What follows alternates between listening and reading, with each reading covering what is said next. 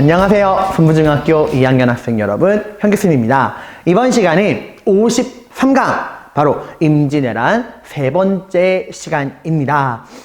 계속 이어서 하는 거라 프린트는 58번 프린트고요. 교과서는 162쪽에서 165쪽에 해당하는 부분입니다.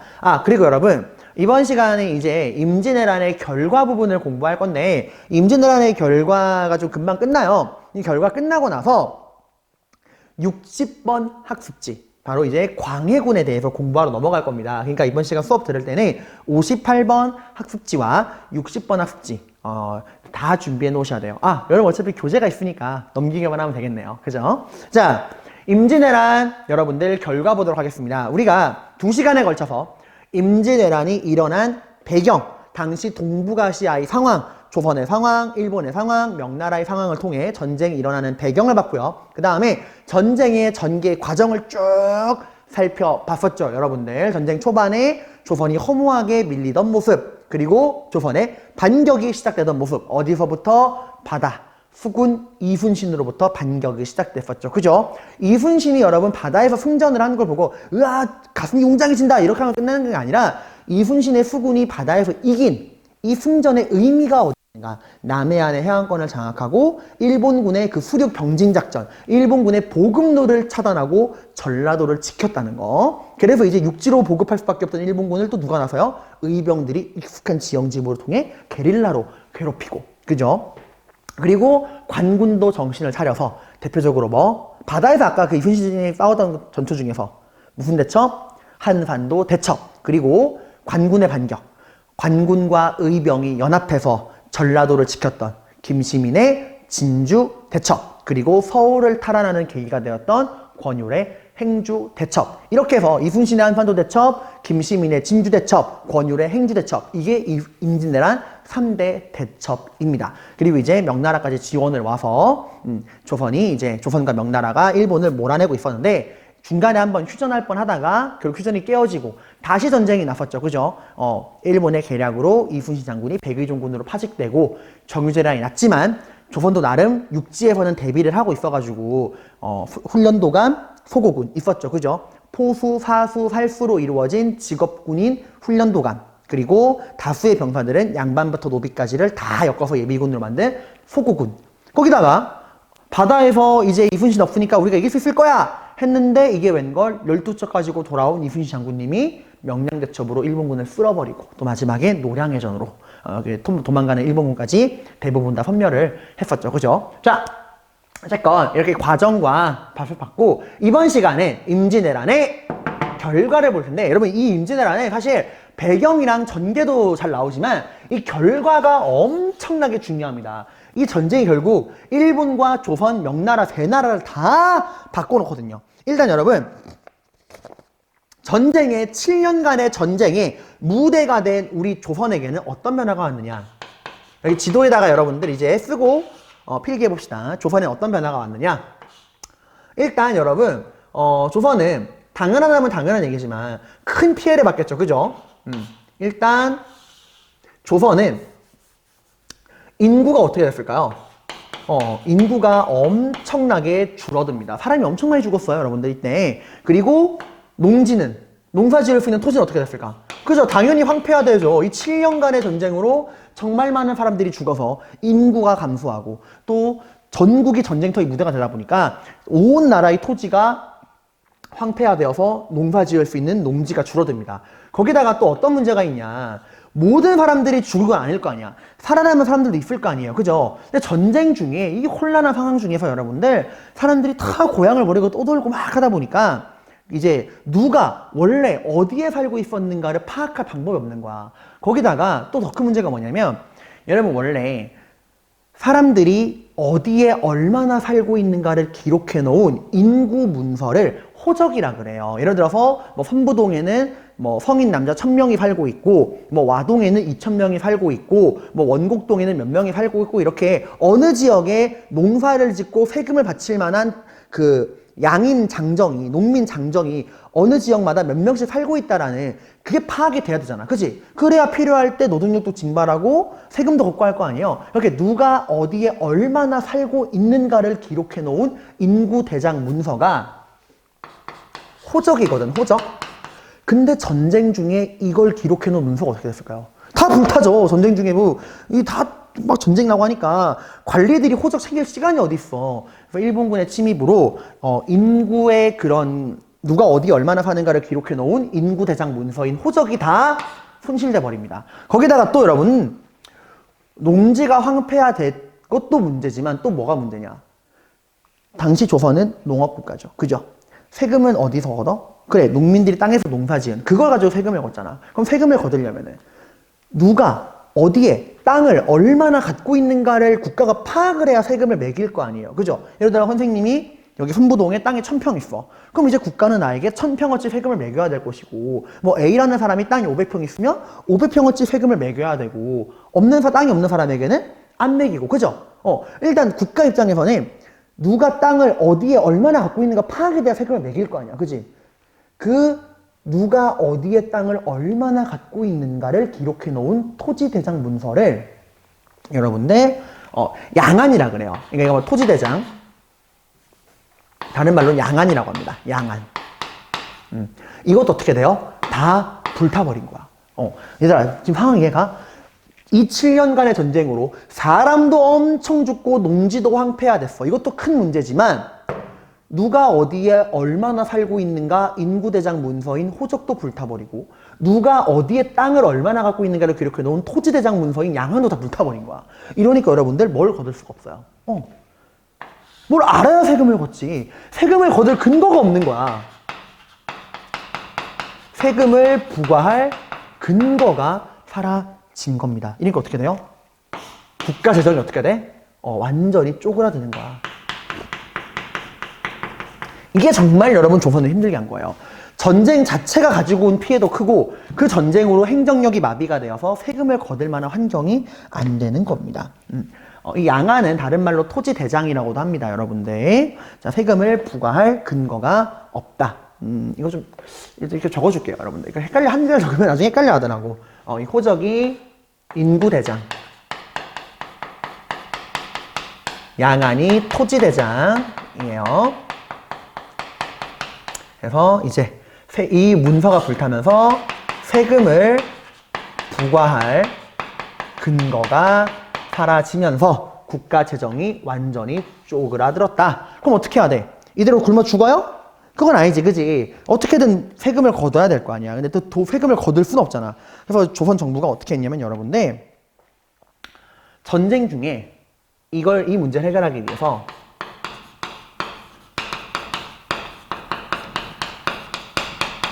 자, 제가 뭐라고 적었죠? 뭘 발급했다? 공명첩. 이게 뭐냐면 여기 사진에도 나오는데 되게 이상한 문서가 있죠. 사진에 나오는 문서 봐봐. 막 뭐라 적혀 있는데 이름 쓰는 칸이 비어 있죠. 그죠? 공명첩의 뜻이 뭐냐면 비어 있다. 뭐가? 명. 이름을 쓰는 칸이 비어 있는 첩 문서라는 거예요. 이런 겁니다. 돈이 없으니까 조선 정부가 나라를 꾸려가야 되는데 전쟁 중에 이런 식으로 세금을 걷지 못해서 돈이 없으니까 돈 좀 많은 양반들이나 돈 좀 많은 일반 백성들이나 이제 이렇게 좀 그런 평민들에게 벼슬을 파는 거예요. 이름을 비워놓고서 예를 들어 선생님이 좀 돈이 좀 있는 백성이야. 그러면 국가가 나한테 말하는 거야. 야, 현규야, 너 벼슬 하나 사지 않을래? 쌀 얼마만 바치면 너 벼슬 하나 줄게. 이런 식으로 하는 거야. 그래서 내가 그만큼의 돈을 내면은 국가가 이 증서에다가 이 비어있는 칸에다가 이현규 땅 해가지고 나에게 벼슬을 주는 거예요. 그러니까 국가가 벼슬자리를 파는 거야. 이름 칸만 딱 비워놓고 돈 내는 사람들한테마다 뭐 이현규 누구 뭐 김개똥 팔아버리는 겁니다. 공명첩을 발급한 거야. 이런 식으로라도 해서 돈을 달아들였어. 근데 봐봐, 이렇게 되면 어떤 문제가 생겨? 뭐가 완전히 무너질까요? 이러면 그죠? 여러분들 이거지, 벼슬을 또 국가가 돈 받고 파는 거야. 신분제가 동요하게 되는 거죠. 물론 이게 진짜 고위간직 자리를 판 건 아니야. 그냥 명예직이긴 해. 명예직. 실권은 없는 명예직이긴 하지만 그래도 지금 돈만 내면 벼슬을 팔 수 있는 상황이 온 거야. 이렇게 신분제가 동요하게 됩니다. 자, 그리고 또 전쟁하는 중에 여러분들 일본 애들이 우리나라의 소중한 문화재 있죠. 그냥 더 쓸까요? 야, 이거 참 역사적으로 소중한 문화재군. 더 쓸까요? 아니죠. 다 박살내고 파괴하고 약탈해 갑니다. 이때 문화재가 엄청 많이 사라져요. 그러니까 일본이 부순 문화재도 있지만 가져간 거 엄청 많아. 그래서 여러분 오늘날의 일본 땅에 우리 문화재가 엄청 많이 남아있어요. 이때 엄청 많이 가져가. 그리고 여러분들 이 전쟁 중에 여러분들 굉장히 성장한 기구가 하나 있습니다. 그게 바로 뭐냐면 비변사예요. 비변사가 뭐였는지 기억나요? 변방의 문제를 대비하는 기구라고 해서 이민족이 침입해 왔을 때 국가의 국방 문제를 논의하기 위한 임시기구로 시작했던 게 비변사죠. 중종 때 삼포회란이 터졌을 때 처음 임시기구로 만들어지고 그 다음에 중종 때 을묘해변이 터지니까 정식 기구로 승격했죠. 그죠? 근데 어쨌건 여러분 임진왜란 전까지만 해도 비변사는 어떤 기구야? 무슨 문제를 논의하는 기구죠? 그죠? 이민족이 침입하는 국가의 그 군사 문제를 논의하는 기구였어요. 그죠? 근데 전쟁이 터졌어. 이 전쟁은 그전처럼 뭐 이민족이 쳐들어오는 오랑캐가 쳐들어오는 수준의 전쟁이 아니야.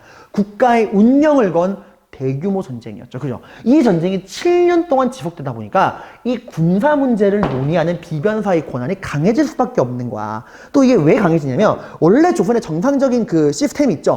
왕, 의정부, 육조. 왕이 무언가 딱 결정 내리면은 의정부가 그걸 논의해서 육조에게 쫙 시켜서 왕, 의정부, 육조로 이어지는 그 원래 기본적인 시스템이 있잖아. 그건 나라가 정상적일 때 돌아가는 시스템인 거고 지금 전쟁 나가지고 이 나라가 망하기 직전인데 뭐 어느 세월에 왕, 의정부, 육조 이 원칙이 지켜져. 그러니까 전쟁이라고 하는 건 여러분 정말 시급을 다투는 긴급한 상황이 벌어지니까 왕, 의정부, 육조라고 하는 기존의 이 정상적인 체제는 효율성이 없는 거야. 이거 너무 시간이 오래 걸리니까 야 급해. 야 그럴 시간 없어. 다 비변사에 모여. 야 싹 다 비변사에 모여. 이래가지고 영의정, 좌의정, 우의정, 의정부를 구성하던 영의정, 좌의정, 우의정, 삼정승을 포함해서 육조를 구성하는 각 부서의 판사들까지 다 비변사에 모여서 그 자리에서 의견을 끝내. 그전처럼 막 나눠서 하는 게 아니라 다 같이 비변사에 모여서 그 자리에서 그냥 모든 문제를 빠르게 처리하는 거야. 왜? 전쟁 중이니까. 속도가 생명이니까. 그러다 보니까 전쟁이 길어질수록 비변사의 권한이 엄청 강해지고 여기서 이제 나라의 모든 문제가 다 결정되는 거야. 정치, 경제, 사회, 문화, 세금 등등등. 그러니까 원래는 군사 문제만 논의하는 기구였지만 전쟁이 길어지면서 여기서 군사뿐만 아니라 나라의 중요한 모든 문제를 다 여기서 논의하게 되는 거예요. 조정의 관리들이 다 여기 모여가지고. 바로 이 의정부가 이제 최고 회의 기구가 되는 거야. 그럼 쌤, 비변사가 의정부처럼 된 거네요? 아니, 그 이상이야. 비변사는 의정부 더하기 육조예요. 의정부는 원래 국가의 중요 정책을 결정만 하고 의정부가 결정하면은 실행은 육조가 있잖아. 이제는 그게 아니야. 여기서 정책 결정하고 실행하는 걸 다 합니다. 그냥 여기에 다 모여 있으니까 신하들이. 그러니까 모든 나라의 그 중요한 일을 결정하고 실행하는 최고 기구로 승격한 거예요. 비변사가. 이건 중요하니까 알아두세요. 자, 이게 이제 조선의 변화였습니다. 자, 그러면 우리에게 쳐들어온 일본은 여기 이제 일본 있죠. 일본은 여러분들 어떤 변화가 생겼냐? 일단 도요토미 히데요시가 죽었죠. 정권이 교체됩니다.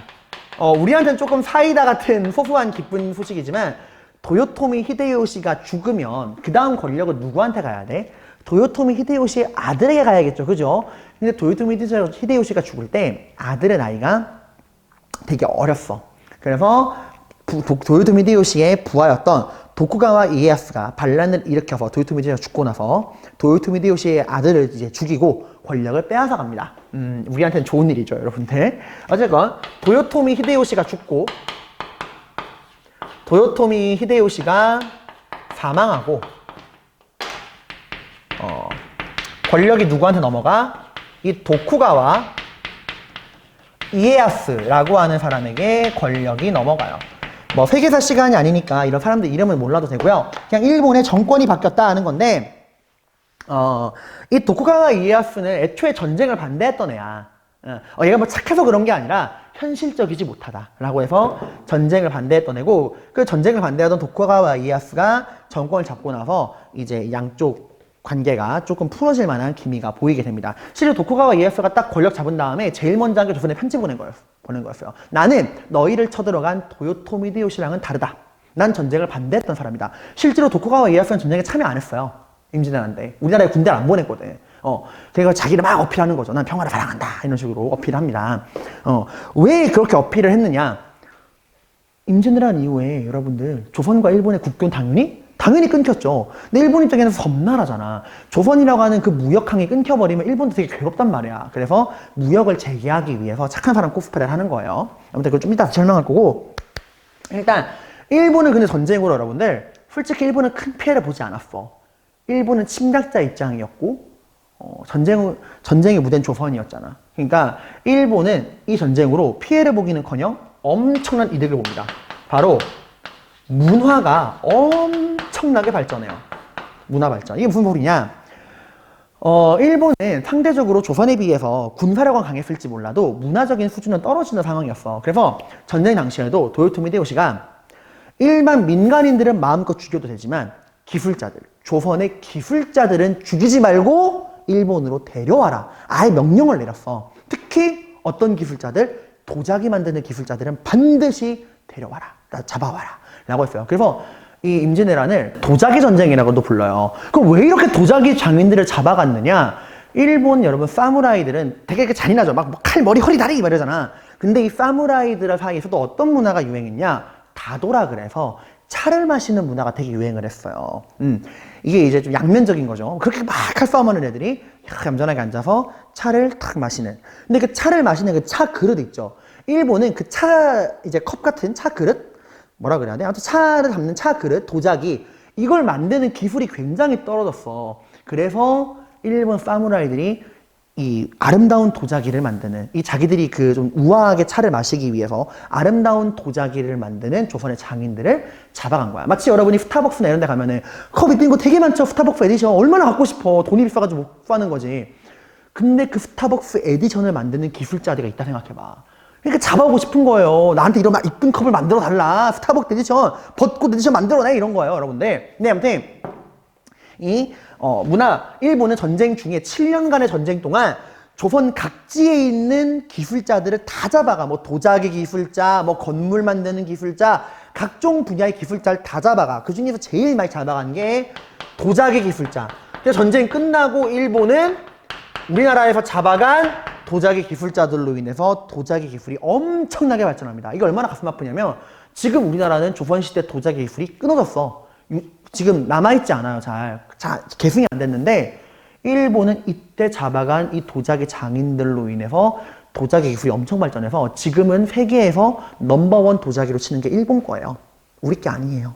좀 안타까운 얘기죠, 여러분들. 자, 그리고 또 조선에서 성리학자들, 유학자들도 엄청 잡아가서 일본의 성리학도 엄청나게 발전합니다.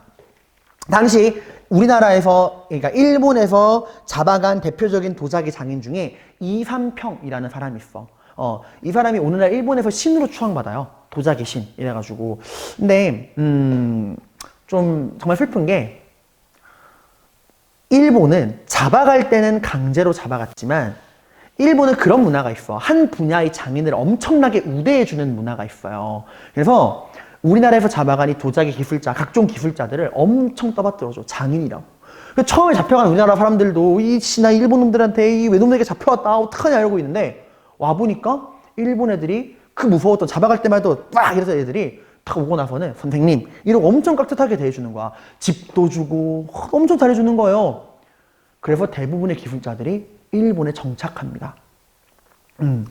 실제로 나중에 그 일본이랑 조선이 그 이제 관계를 회복할 때 조선에서 우리한테 잡아간 포로들을 돌려달라 했을 때 일본이 되게 자신만만하게 말해요. 그래. 야, 우리나라에 온 포로들이 너희 조선으로 돌아가길 원하면 돌려보내줄게. 그 우리나라 외교관들 당연히 야, 당연히 돌아온다 그러지 하고 이제 포로들 딱 모아놓고서 조선으로 돌아가실 분 했는데 사람들 반응이 나 그냥 여기 있을래. 왜?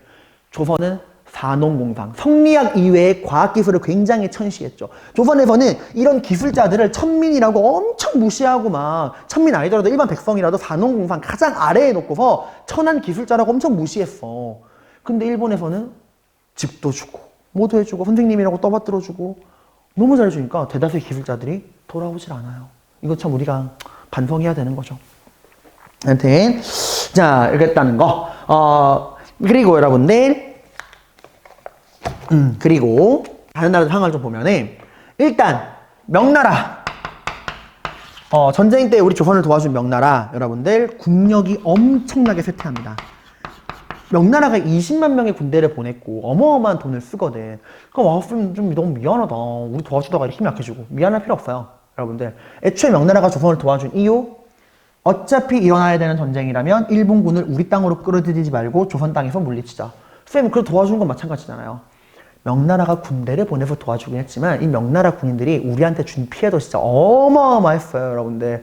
그런 말이 있어. 왜군은 얼레빗, 명군은 찬빗. 얼레빗과 찬빗이 뭐냐면 얼레빗은 간격이 넓은 빛이죠. 찬빗은 간격이 촘촘한 빛이죠. 우리나라 백성들이 말한 거야. 일본군이 쓸고 지나가면 얼레빗처럼 이 중간중간 남아있는 게 있는데 이 명나라 놈들을 한번 쓸고 지나가면 찬빗이다. 남는 게 없다 이거야. 당시 명나라 군인들이 우리나라 백성들 엄청 많이 죽였어요. 어떻게 한 줄 알아? 죽이고 나서 우리나라 백성들 목을 자른 다음에 이거 일본군 무기다 이런 식으로 전공을 뻥튀기 하기도 하고 우리나라 백성들 막 강간하고 약탈하고 난리도 아니었어. 아무튼 명나라는 그 전쟁의 후유증으로 힘이 약해집니다. 자, 이러다 보니까 여러분들 상대적으로 누가 굉장히 성장하느냐? 조선도 만신창이, 명나라도 비실비실. 북방에 누가 있죠, 여러분들? 여진족이 있거든. 이 북방의 여진족은 지금 자신을 견제할 명나라랑 조선이 둘 다 맛이 갔어. 그럼 여진족이 엄청나게 성장을 합니다. 그리고 얘들이 나라를 만들어요. 이름하여 후금. 후금? 이게 뜻이 뭐냐면 금나라 기억나요? 고려시대 때. 고려시대 때 여진족이 만든 금나라 있죠. 그 금나라. 윤관이 이제 별무반으로 정벌하고 동북구성 만들었다가 반납한 다음에 그걸 기반으로 성장해서 금나라를 만들잖아. 이자금이 4대잖아. 그래가지고 그 금나라 여진족이 만드는 거잖아. 그래서 지금 여진족은 우리는 그 고려시대 때 만들어진 금나라를 계승하는 뒤에 만들어진 금이다. 이래서 후금인 거야. 후금. 뒤에 만들어진 금나라. 그 예전에 고려시대 때 만들어진 금나라를 계승한다 라고 했던 거야. 그러다가 나중에 시간이 지나고 나라 이름을 또 뭐로 바꾸냐? 청나라로 바꾸게 됩니다. 자, 그리고 조선과 일본은 여러분들 전쟁이 끝나고 처음엔 당연히 사이가 안 좋았죠. 그러다가 다시 국교를 재개하게 됩니다. 아니 쌤, 아니 나 아까부터 이해가 안 됐어. 아니 일본이랑 7년 동안 싸웠는데 국교를 재개한다고요? 그냥 완전히 쌩까고 혼절해야 되는 거 아니에요? 라고 할 수 있는데 왜 국교를 재개했느냐? 일단 도쿠가와 이에야스가 계속 조선에 요청을 하긴 했어. 나는 도요토미 히데요시랑은 달라. 평화를 사랑해. 근데 처음에 안 들어줬거든, 우리나라도. 야, 이 새끼들아, 니들이 우리한테 준 피해가 얼만데. 근데 북방에서 누가 성장해요? 여진족이 성장하고 있잖아. 그치? 그러니까 조선도 위기를 느낀 거야. 이 전쟁 끝에 이 허약한 몸으로 북방의 여진족, 남쪽의 일본을 둘 다 견제할 수는 없잖아. 그치? 그러니까 일단 누구를 견제해야 한다? 여진족을 견제해야 되니까 일본이랑 관계를 회복해야겠다 라고 해서 관계를 회복한 거예요, 여러분들. 여진족이 성장해서 어쩔 수 없이. 양쪽을 다 막을 수는 없잖아. 자, 그래서 이 국교를 재개하고요. 이 일본에게 우리가 국교를 재개하는 의미로 통신사를 파견합니다. 뭘 파견한다고요? 통신사. 이거는 조선에서 일본으로 보내는 외교관이에요. 이거 일본이 요청을 한 거예요, 여러분들. 처음에 통신사를 보냈던 거는 전쟁 중에 우리나라 사람들이 일본을 엄청 많이 잡혀갔다 그랬죠. 그죠? 뭐 기술자들 포함해서. 그런 포로들을 돌려받는 문제 때문에, 조선 포로 문제. 우리나라에서 잡아간 포로들을 돌려달라. 왜냐면 이제 이 국교를 재개할 때 조선 조건이 그거였거든. 우리한테 잡아간 포로 돌려달라. 조선 포로 문제. 그러니까 어떻게 이제 일본에 잡혀간 포로들을 돌려받을 것이냐. 포로 송환 문제.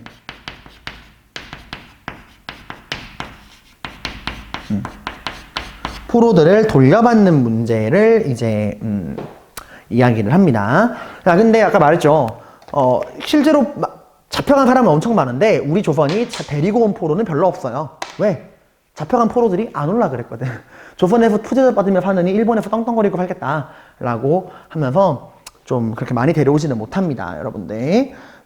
그리고 또 이런 포로 문제뿐만 아니라 통신사가 했던 역할은 뭐냐면 이제 처음 가서 초반에는 이제 포로 문제였지만 이 포로 문제가 어느 정도 끝나고 나서는 무슨 역할을 했느냐?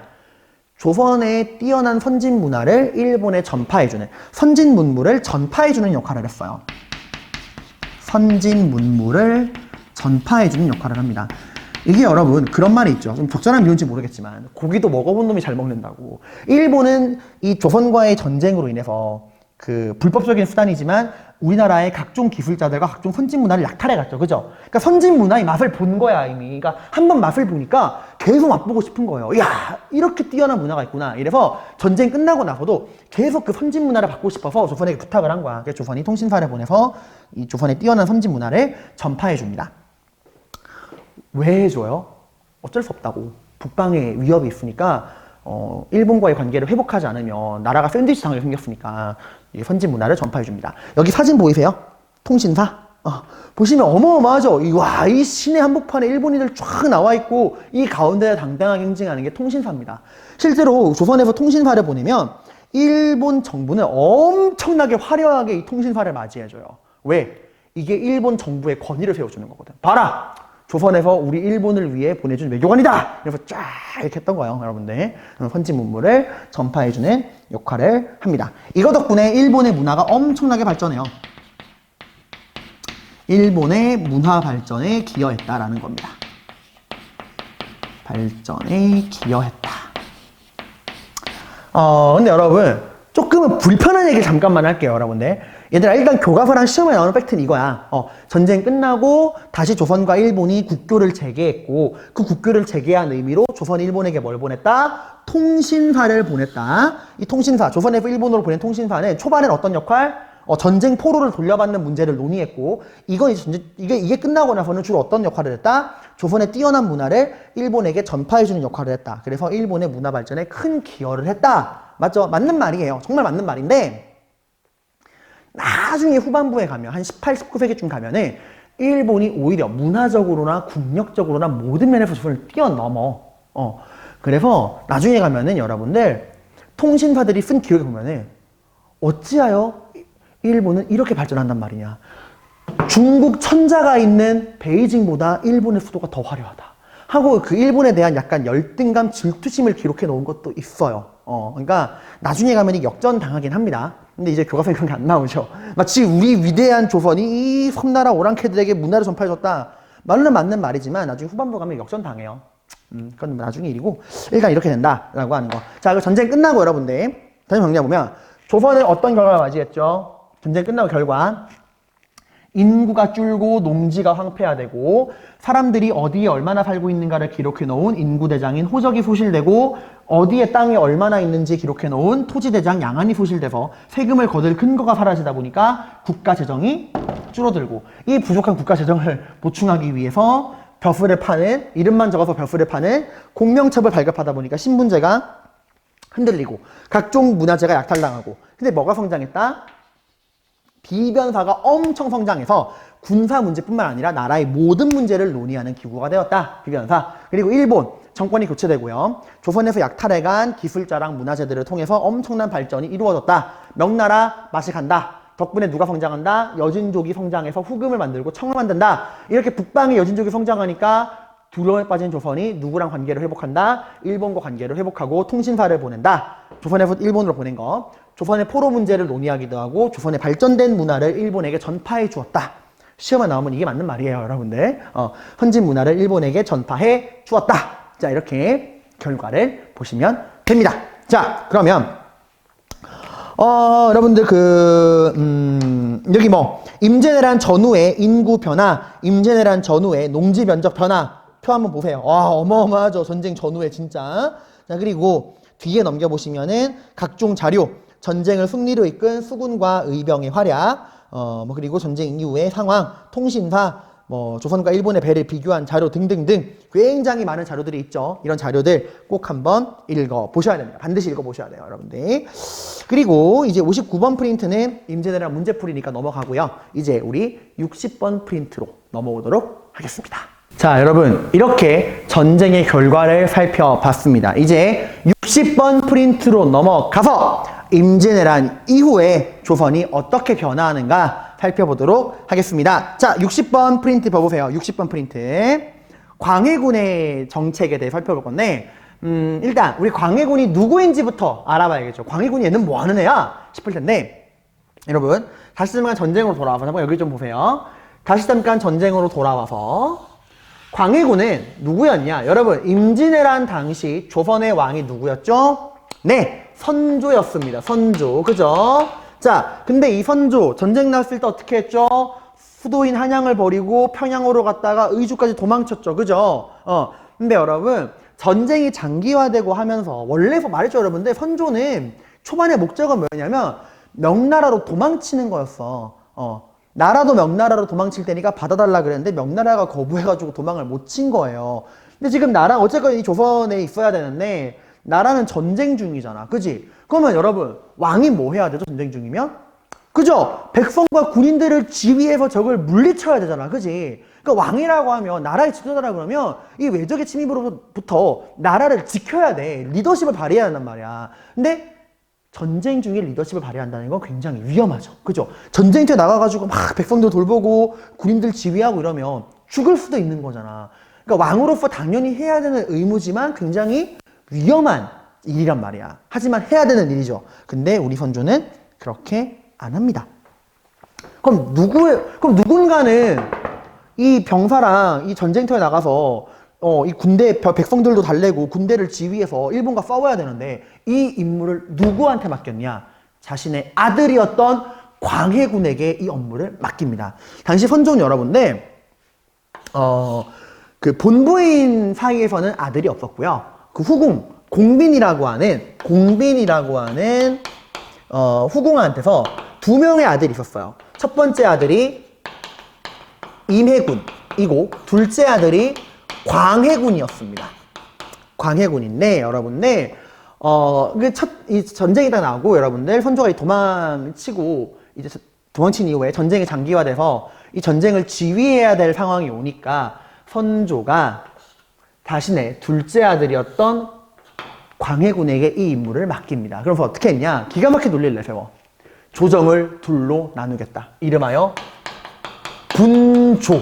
분리시킨다. 조정을. 그러니까 나는 까놓고 말하면 나는 후방에서 안전하게 있을 테니까 전방에 나가서 백성들을 달래서 의병을 조직하고 군대를 이끌고 일본과 싸우는 거는 분리된 조정에서 광해군이 해라 라고 이야기를 한 거예요, 여러분들. 근데 일단 여러분 몇 가지 의문점이 생기죠? 쌤, 왜 첫째 아들이 아니고 둘째 아들입니까? 첫째 아들 임해군은 개 또라이였어요. 개 망난이야. 도저히 이런 임무를 맡길 수가 없어. 그럼 당시 광해군은 그만한 임무를 할 만한 상황이었냐? 일단 광해군은 굉장히 똑똑했다 그래요. 근데 당시 광해군이 이 분조의 임무를 맡았을 때 나이가 17살이에요. 고등학교 1학년이야. 그러니까 이게 아버지예요? 17살짜리 아들을 자기를 대신해서 전쟁터에 나가라고 시킨 거야. 근데 단순히 왕자의 신분으로 나가서는 백성들과 군인들 앞에 체면이 안 서잖아. 그래서 그때 부랴부랴 광해군을 세자로, 나 다음에 왕이 될 정통세자로 임명을 하고 전쟁터로 보내버립니다. 근데 여러분이면 17살의 나이에 아버지는 후방으로 도망가고 아들아 네가 분리된 조정을 이끌고 전방에 나가서 백성들 막 달래고 이병도 조직하고 병사들 지휘해서 일본이랑 싸워잉? 하면 여러분 잘할 수 있겠어요? 17살인데? 못하겠죠. 근데 정말 놀랍게도 광해군은 이 분조의 임무를 정말 성공적으로 합니다. 진짜 그 위험한 전쟁을 돌아다니면서 백성들 달래고 백성들한테 이제 위로하는 거야. 믿어라. 우리 왕실은 너희 백성들을 이 나라 조선을 버리지 않았다. 봐라! 세자인 내가 전쟁터로 나오지 않았느냐. 나를 믿고 함께 싸우자 해서 도망가는 백성들 다시 조직해서 의병 모으고 그 관군들 이끌어서 싸우고 실제로 광해군 믿고서 의병 이렇게 백성들 되게 많았어요. 와, 이 나라 왕실이 우리를 버리지 않았구나. 세자마마가 우리와 함께 하신다. 이런 속마음은 몰랐던 거지. 왕께서 얼마나 우리를 사랑하면 그 귀하신 세자마마께서 이 전방에 와서 우리랑 이렇게 싸우겠냐. 광해군은 7년 전쟁 내내 고생만 했어. 그 전쟁터에서 먹고 자고, 전쟁터에서 얘들아 본스타 궁궐이 있니 뭐가 있니? 길바닥에서 백성들이 먹는 주먹만 먹고 같이 거기서 자고 막 병자들 돌보고 그 7년 동안 전쟁터를 떠돌아다니면서 나라를 구한 거예요. 대단한 거죠. 그럼 전쟁이 끝났어? 그럼 당연히 여러분이 선조면 어떡해. 내 아들 전쟁 동안 이 아버지 못난 아버지 대신해서 정말 고생 많았다. 이렇게 해줘야 되잖아. 근데 여러분 선조는 말했죠. 질투의 화신. 이순신도 그렇게 질투했던 사람이 선조야. 선조도 어떻게 할까요? 자기 아들에게 질투하는 거야. 왜? 백성들이나 신하들이 당연히 누구를 더 떠받들까? 그지? 전쟁터 동안 뒤에서 뒷짐지고 있던 왕이 아니라 전방에서 자기들과 함께 싸운 광해군에서 지지하는 거예요. 그래서 선조가 광해군을 엄청 질투해. 그래서 근데 또 문제가 뭐냐면 전쟁이 여러분들 1599년에 끝났죠.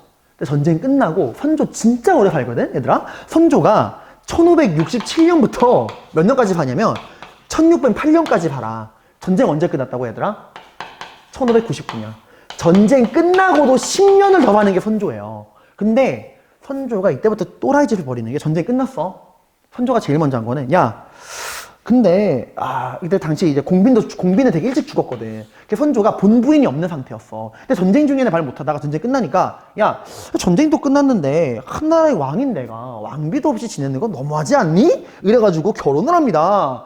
그래서 결혼해서 정식 왕비를 새로 맞이해. 그게 바로 인목대비입니다. 이 인목대비는 여러분들, 이거 뭐 내가 너도 적는 거는 외우라는 게 아니야. 참고하라는 거야. 1584년에 태어나서 1632년까지 사는 사람인데, 자, 나이 차이가 몇 살이에요? 계산해봐. 17살 차이야. 17살의 연하에 그 어린 아내를 맞이합니다. 인목대비. 근데 문제는 뭐냐면 인목대비랑 선조 사이에서 아들이 태어나 버려요. 그러니까 내가 말하는 건 전쟁 이후야. 전쟁 다 끝난 이후를 말하는 거야. 전쟁 끝나고 선조가 정식 부인, 정식 왕비로 인목대비를 맞이했어. 이미 광해군이나 세자가 있는데. 근데 이 인목대비 사이에서 정식 아들이 태어난 거야. 그게 바로 영창대군이에요. 여러분, 원래 왕자를 부를 때 후궁 사이에서 태어난 왕자에게는 군을 붙이고 정식 왕비에게서 태어난 왕비에게는 대군을 붙여. 그러니까 어쨌건 정통성으로는 영창대군이 윈 거야. 후궁의 아들인 광해군, 정식 왕비의 아들인 영창대군. 근데 솔직히 상식적으로 당연히 왕은 누가 돼야 돼? 그래, 광해군이야. 이미 세자로 임명을 했잖아. 그리고 전쟁 7년 동안 나라 구하겠다고 아버지 대신해서 개고생을 했잖아. 근데 선조는 이 영창대군에게 마음이 가는 거야. 그래서 얼마나 광해군을 괴롭혔냐면은, 여러분 조선시대 그 법도상 항상 세자는 일어나면은 왕실의 어른들에게 문안 인사로 가야 되거든? 그럼 봐봐. 광해군이 선조 아침 일어나가지고 아버지한테 인사드려야지 하고 선조가 있는 궁궐로 가. 그럼 그 내시들이 말하겠죠. 전하, 세자 전하께서 아침 문우 인사 여쭈옵니다. 이러면 선조가 뭐라고 하냐면 이 나라에 세자가 어디 있냐? 세자가 어디 있냐? 난 세자 임명한 적 없는데? 아니, 세자 임명했다며요. 근데 그때 명나라로부터 인정을 안 받았어서 전쟁이 급하니까 선조는 사실 몸빵으로 내세운 거거든, 분조. 그래서 명나라로부터 정식 승인을 받지 않았어요, 그 당시에. 근데 그 작업을 해줘야 되잖아. 전쟁 끝나고도 그 작업을 되게 안 해. 제대로 막 밀어. 그래가지고 이 나라의 세자가 어디 있냐? 명나라로부터 인정도 안 받은 게 세자냐? 하고 대놓고 광해군을 엄청 무시해요. 시간 다 보는 데서. 얘가 뭔 세자야? 난 이 세자를 임명한 적 없는데? 이런 식으로 말도 안 되는 소리 하는 거야. 그 짓거리를 10년 동안 한 거예요. 10년 동안 갈군 거야. 전쟁 끝나고 나서. 그러니까 어떤 일이 벌어져? 신하들도 왕의 마음이 광해군에게서 떠났구나. 왕의 마음은 누구에게 있다? 영창대군에게 있다. 영창대군이 조금만 더 성장하면, 조금만 나이를 먹으면 세자가 바뀌겠구나 해서 신하들이 다 광해군을 떠나. 권력의 비정함이죠. 다 누구에게 몰려가? 영창대군에게 몰려가는 거예요. 그러니까 광해군은 전쟁 끝나고 아버지의 견제 속에서, 그리고 이 자기의 자리를 위협하면서 자라나는 어린 동생 속에서 진짜 스트레스를 많이 받아. 얼마나 허무했겠어, 얘들아. 그렇게 고생을 했는데. 근데 선조가 결국에는 기가 막힌 타이밍에 죽어요. 영창대군이 언제 태어났냐면, 여러분들, 1606년에 태어나. 그러니까 선조가 언제 죽었어? 1608년. 그러니까 영창대군이 3살 때 죽은 거야. 아마 조금만 더 살았으면 광해군 위험했어요. 근데 영창대군이 너 3살짜리로 세자로 셀 수 없잖아. 그래서 선조가 내가 조금만 더 버티면 영창대군 세자로 임명해야지 하다가 갑자기 죽어. 악 하고 죽어요. 그래서 당연히 누가 왕이 돼. 그래, 3살짜리를 왕으로 셀 수 없잖아. 그래서 광해군은 이런 우여곡절 끝에 왕이 됩니다. 그래서 광해군이 즉위를 해요. 자, 근데 봐봐. 광해군의 즉위 당시의 상황 아까 봤죠? 국내 임진왜란으로 토지는 완전 황폐화되고 사람들은 죽었어. 거기다가 세금을 거둘 수 있는 토지 대장 문서인 양한과 인구 문서인 호적도 소실돼서 세금을 거둘 근거도 없고 인구 감소, 국토 황폐화, 신분제 동요, 문화재 손실. 나라가 엉망진창이죠. 그지? 국내적으로는. 그지? 그리고 국외적으로는 명나라가 쇠퇴하고 누가 떠올라? 여진족 후금이 떠올라. 그러니까 이런 엉망진창인 상황, 전쟁으로 초토화된 나라, 인구도 줄고 국토도 황폐화되고 세금 거둘 근거도 없고 신분제도 무너지고 문화재도 사라진 이런 황폐화된 나라, 거기다가 북방에서는 여진족이 떠오르네. 이런 위기 상황 속에서 광해군이 즉위를 해. 근데 아까 말했죠, 되게 불안정한 상황에서 아버지의 견제 때문에 정치적 기반이 완전 날아간 상태로 왕이 됐어. 얘들아, 생각해봐. 왕이 10년 동안 갈궜어. 그러니까 광해군은 완전 고립된 상태에서 왕이 된 거란 말이야. 근데 광해군이 그럼에도 죽지 않고 왕이 될 수 있던 이유는 모두가 광해군을 버릴 때 마지막까지 광해군을 지지해준 붕당이 있습니다. 나중에 배울 건데 이게 바로 누구냐면 북인이에요. 북인. 북인은 여러분들 어떤 붕당이냐면은, 그걸 말하면 굉장히 실천적인 애들이야. 양반은 말로만 주어 지키는 게 아니라 행동으로 의무를 증명해야 한다라고 했던 애들이야. 당시 여러분 조선시대 그 의민들한테 의병이 되게 많이 일었었죠. 그죠? 뭐 곽재후, 조헌 이런 의병들이 되게 많았잖아. 양반 의병장들. 그 양반 의병장의 대부분이 다 북인 출신이에요. 행동으로 증명하는 애들. 그래서 북인들은 봐봐. 그들 대부분의 북인들이 임진왜란 때 전쟁터에서 활약했던 사람들이야. 누구랑 싸웠어? 그래, 뒷짐지고 있는 선조가 아니라 7년의 전쟁 동안 그 광해군과 함께 전쟁터를 누볐던 전우들이란 말이야. 그래서 이 북인은 광해군이 얼마나 똑똑하고 능력 있고 백성들을 사랑하고 능력 있는지 알아. 그래서 다른 분당들이 다 광해군을 버릴 때 북인만큼은 광해군을 믿고 지지해 준 거예요. 함께 고생을 했지. 그러니까 광해군이 이 북인의 도움으로 왕이 된 거야. 당연히 광해군은 누굴 중심으로 정치할 수밖에 없죠? 북인을 중심으로 정치할 수밖에 없습니다. 아무튼 이런 힘든 상황 속에서 왕이 된 광해군이 이제 어떤 정책을 하느냐, 이제 이 부분은 다음 시간에 살펴보도록 할게요. 어쨌든 이번 시간 우리가 공부한 내용은 임진왜란의 결과였죠. 그죠? 임진왜란 터지고 나서 조선의 상황, 일본의 상황, 명나라의 상황, 그 여진족의 성장 봤고, 그리고 그런 혼란한 상황 속에서 봐봐, 결론은 그런 혼란한 상황 속에서 누가 왕이 되었다? 불행했던 왕자, 아버지에게마저 버림받을 뻔했던 왕자 광해군이 북인의 도움으로 왕이 됩니다. 이 광해군이라는 인물은 참 매력적이기도 하고 참 재밌는 인물이야. 그래서 이 광해군의 일대기를 다룬 영화가 2개 있어요. 하나는 여진구 주연의 대립군. 이거 이제 광해군이 17살 때 분조를 이끌 당시에 어린 광해군의 삶을 다룬 영화고요. 그리고 성장했던 광해군의 일대기를 다룬 영화는 이병헌 씨 주연한 천만영화 광해입니다. 이것도 둘 다 한번 보세요. 일단 다음 시간부터 우리 본격적으로 광해군이 어떻게 이 황폐화된 조선을 부활시키려고 노력을 하는가, 그리고 그 노력이 어떤 결말을 맞이하게 되는지 살펴보도록 하겠습니다. 고생 많으셨어요.